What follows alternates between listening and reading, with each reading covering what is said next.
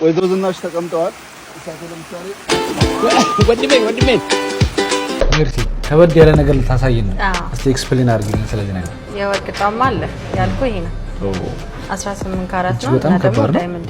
ኢትዮጵያውያን ከእስራኤል ሊባረሩ መሆኑን በዚህ ሰዓት መረጃዎችን እየተመለከትን እንገኛለን። ሰላም ውድ የዩቲዩብ ቻናል ተከታታዮች እንዴት ናችሁ? ባላችሁበት ሁሉ ሰላምና ጤና ይብዛላችሁ ልፈልጋለሁ። ዛሬም እንግዲህ እንደተለመደው ይሄን ሰሞን ሶሻል ሚዲያ ላይ ቫይራል የሆኑና አነጋጋሪ የሆኑ ቪዲዮዎችን በአንድ ቦታ ሰብሰብ አድርጌ ይዤላችሁ መጥቻለሁ ማለት ነው። እኔ ናውሌ ነኝ። ለዚህ ቻናል አዲስ የሆናችሁ ሰዎች ሰብስክራይብ ማድረጋችሁ እንዳትረሱ፣ እንዲሁም ይሄን ቪዲዮ ላይክ በማድረግ ነው የምንጀምረው ማለት ነው።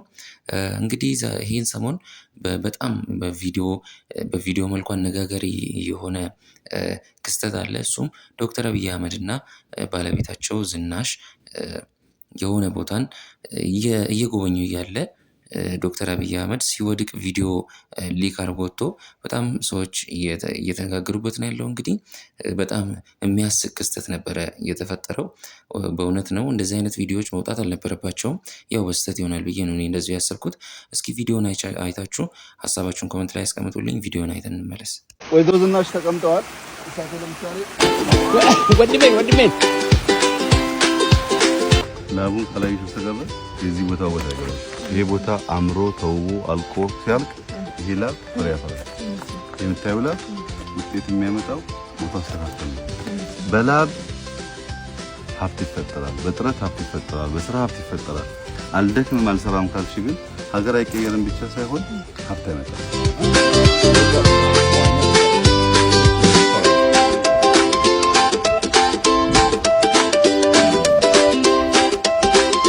በእውነት ነው እንደዚህ አይነት ቪዲዮዎች መውጣት አይገባቸውም። ያው በስህተት ነው የሚሆነው ብዬ ነው እኔ እንደዚህ የገመትኩት። ምክንያቱም እንዳያችሁት ወይዘሮ ዝናሽ እንግዲህ ራቁታቸው ላይ የታየ ነበረ ቪዲዮ ላይ እና እንደዚህ አይነት ቪዲዮዎች መውጣት አልነበረባቸውም። ዶክተር አብይ አህመድ ደግሞ እንደዚህ በስህተት የሚለቀቁ ቪዲዮዎች ያጋጥሟቸዋል ብዙ ጊዜ። ከዚህ በፊትም ስለ ኦሮሞ እየተናገሩ እንደዚህ ወጥቶባቸው ነበረ። ይሁን እንጂ እንግዲህ ቪዲዮ ይሄን ይመስል ነበር። አስተያየታችሁን ሀሳባችሁን ኮሜንት ላይ አስቀምጡልኝ። ወደሚቀጥለው ቪዲዮ ደግሞ ስናመራ የወርቅ ጫማ እንግዲህ ተሰርቶ የሆነች ልጅ እያሳየች ነበረ። ቪዲዮን አይተን እንመለስ። ምርሲ ከበድ ያለ ነገር ልታሳየን ነው። እስቲ ኤክስፕሌን አድርጊልኝ ስለዚህ ነገር። የወርቅ ጫማ አለ ያልኩ ይሄ ነው። 18 ካራት ነው እና ደግሞ ዳይመንድ ነው። ይሄ ዳይመንድ ነው። ይሄ ግን ከላዩ ነው ወርቅ ወይስ ሙሉ ለሙሉ ወርቅ? ሙሉ ለሙሉ ወርቅ ነው። ኦ ማይ ጋድ ሙሉ ለሙሉ። ምን ያህል ይገመታል? በኢትዮጵያ በአዲዳስ ስታይል ነው የተሰራው። በድርሃም 1,300,000 ድርሃም። በጣም ብዙ ነው። ሙሉ ለሙሉ ወርቅ ነው ማለት ነው። ሙሉ ለሙሉ ወርቅ ነው። እነዚህ የምታያቸው ደግሞ ዳይመንድ ናቸው። ቆይ እግር ኳስ ላይ የወርቅ ጫማ ተሸለመ የሚባለው ይሄ ነው ማለት ነው? አይ እንደዚህ እንኳን አይመስለኝም። ይሄ ሙሉ ለሙሉ ወርቅ ነው። ይሄ ሙሉ ለሙሉ ነው። ፕሌቶች አሉ። ይሄ ደግሞ ሙሉ ለሙሉ ነው። በጣም የሚያስገርም ነው። ምቾቱን አታየውም?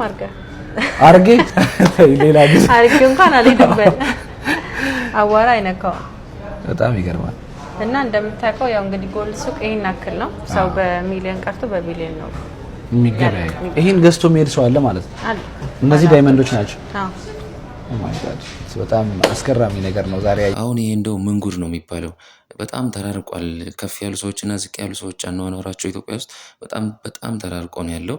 ከዚህ ቪዲዮ ራሱ መረዳት እንችላለን። ኢማጂን 65 ሚሊዮን ነው ወርዝ የሚያደርገው ይሄ የወርቅ ጫማ። ምንም ፍሬም የለውም፣ ምንም ጭማሪ የለውም። 18 ካራት ነው። 65 ሚሊዮን ነው ወርዝ የሚያደርገው በዱባይ ብር ካልኩሌት አድርጋ ማለት ነው።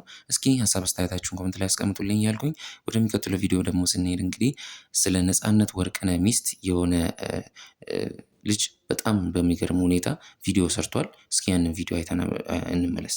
ለካ የነጻነት ወርቅነህ ባለቤት ባሏ ነጻነት ወርቅነህ አሜሪካ ላይ ህመም ላይ ያለ ለሷና ለልጆቿ የሚሆን ምግብ አብስላ እሱን ግን ተነስተህ ራስህ መትበላውን ራስህ አብስለብላ ትለው ነበር።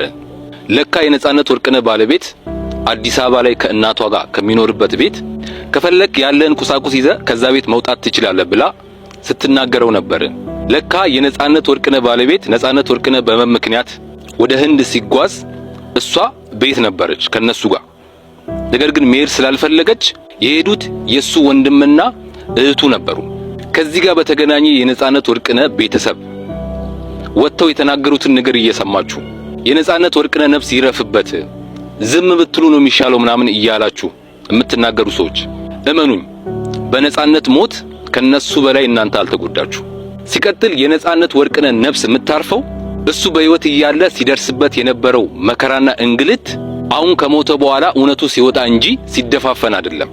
የነጻነት ወርቅነህ ሚስት ነጻነት ላይ አደረገች የተባሉት ነገሮች በሙሉ ደግሞ የመጡት ከራሱ ከነጻነት ነው። በህይወት እያለ ለወንድም ለእህቶቹ ከተናገረው ላይ ወስደው ነው የተናገሩት። ስለዚህ የነጻነት ነፍስ የምታርፈው ሰላሟን የምታገኘው ልጁ በህይወት እያለ የተሰቃየው እውነት ከሞተ በኋላ ሳይደፋፈን ሲቀር ነው። እንደዚህ ይፋ ሲወጣ ነው። ስለዚህ ባካችሁ አትፍረዱ። አይደለም እህት ወንድሞቹ ይቀርናኮ እኛ ባዳዎቹ በሚዲያ ምናቀው አዝነንለታል አይደለ?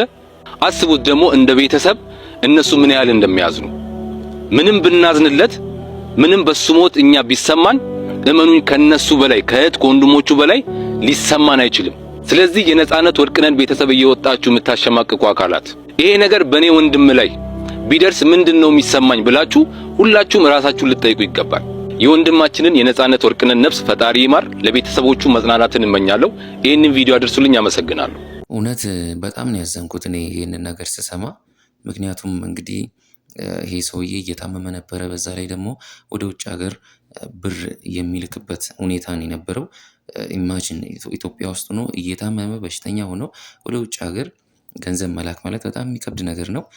ሙያው ዘርፉ ደግሞ እንግዲህ በጣም ልፋት የሚጠይቅ በጣም ድካም ያለው ዘርፍ ውስጥ ነው የነበረው። የአርቲስት ስራ ማለት በጣም ድካም አለው እና በጣም ነው የሚያሳዝነው። እስኪ በዚህ ቪዲዮ ላይ ሀሳብ አስተያየታችሁን ኮሜንት ላይ አስቀምጡልኝ እያልኩኝ ወደሚቀጥለው ቪዲዮንም ስናመራ እስራኤል ኢትዮጵያውያንን ልታወጣ ነው የምትለው ከሀገሯ።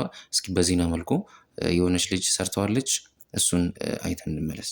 ኢትዮጵያውያን ከእስራኤል ሊባረሩ መሆኑን በዚህ ሰዓት መረጃዎችን እየተመለከትን እንገኛለን። እስራኤልም የህግ ከለላ የላቸውም ያለቻቸውን ኢትዮጵያውያን እያሰረች መሆኑን ጭምር ነው እየሰማን የምንገኘው። ይህ ብቻ አይደለም። 1000 የሚደርሱ የትግራይ ተወላጆችን ጨምሮ በአጠቃላይ 8000 የሚደርሱ ኢትዮጵያውያን እየታሰሩ ነው። እንዲሁም ደግሞ ከሚቀጥለው ወር ጀምሮ ወደ ኢትዮጵያ ሊባረሩ መሆኑን ወይም ደግሞ ከእስራኤል ማለት ነው ሊባረሩ መሆኑን ጭምር ነው መረጃዎች እየወጡ የሚገኘው። እስራኤልም እንግዲህ ቤተ እስራኤላውያን ያልሆኑ ኢትዮጵያውያን ናቸው እነዚህ ይባረራሉ ያለቻቸው ዜጎች ማለት ነው ከትግራይ እንዲሁም ደግሞ ከተለያዩ የኢትዮጵያ አካባቢዎች ላይ ወደ እስራኤል የሄዱ እንዲሁም ደግሞ ጥገኝነትና የመኖሪያ ፍቃድም ጨምሮ የትምህርት እንዲሁም ደግሞ አስፈላጊ የሆኑ ሰነዶችን ያላሟሉ ኢትዮጵያውያን በዚህ ሰዓት እየታሰሩ ነው። ከሚቀጥለው ወር ጀምሮም ወደ ሀገራቸው እንደሚባረሩም ጭምር መረጃዎችን እያወጡ ይገኛሉ። ነገር ግን በእስራኤል ውስጥ የሚገኙ የሰብአዊ መብት ተሟጋቾች ይህንን የእስራኤል ውሳኔ ለመቀልበስ በዛ ወይም ደግሞ በእስራኤል እንዲቆዩ ለማድረግ እንግዲህ የተለያዩ አቤቱታዎችን እንዲሁም ደግሞ ደብዳቤዎችን እያስገቡ መሆኑን ጭምር ነው እየተነገረ የሚገኘው። ነገር ግን አሁን ላይ ማለት ነው ኢትዮጵያውያን በእስራኤል ውስጥ እየታሰሩ ነው።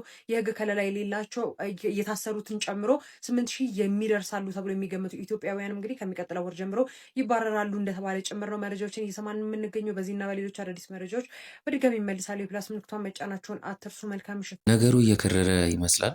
አሁን በዚህ ጉዳይ ላይ ኢትዮጵያም ዝም አትልም።